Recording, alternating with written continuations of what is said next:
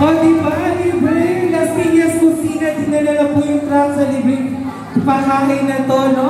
Kung di lang kayo may free medical mission, may libreng pakain po. Naku, pusog-lusog talaga ang kalusugan para sa taga Las Piñas. At dahil dyan, puno-puno na blessing today ang taga Las Piñas. I think she's ready for her speech for a short message for everybody. Once again, Dr. Ivy!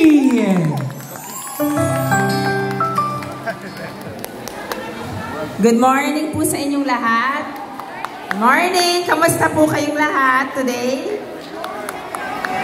Alam ko medyo mainit ngayong araw, pero in spite of that, ganda ng pagtanggap ng lahat. Salamat po sa inyong warm welcome sa aming team, ang Beauty Beyond Borders po. Natutuwa kami to celebrate your fiesta.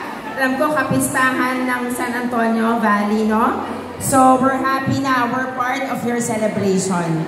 So, thank you so much for inviting us and to all the volunteers today of Beauty Beyond Borders.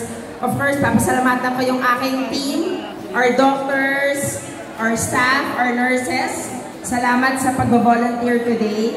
And of course, pasasalamatan natin ang mga partners natin. At meron tayong mga booth dyan ng mga pagkain. Our all-day coffee, pati yung hot dog natin, and of course, the team of Dr. Judy Gonzalez also who volunteered today. More than anything else po, nagpapasalamat ako kay Vice Mayor April for gracing our event today. Thank you for the support of the whole city of Las Piñas, and of course, the Homeowners Association and all the team from San Antonio and from Camellia.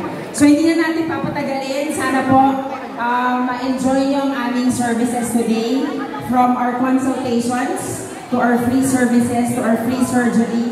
Nandiyan po yung aming mga gwapong surgeons today from the IV group na nag-volunteer, our beautiful doctors from the IV group also. And of course, ang buong pamilya ko nandito, my husband, Dr. Zitio, who founded the Beauty Beyond Borders with me. Pati na rin po ang aking mga anak nandito to volunteer today.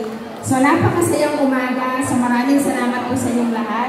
And sana po magkaroon pa tayo ng gantong mga services in the future for all of you. Salamat! Once again, thank you so much, Dr. Ivy. Yes, thank you once again, no? Maraming salamat po sa patuloy niyong pagmamahal sa mga taga Las Piñas. How about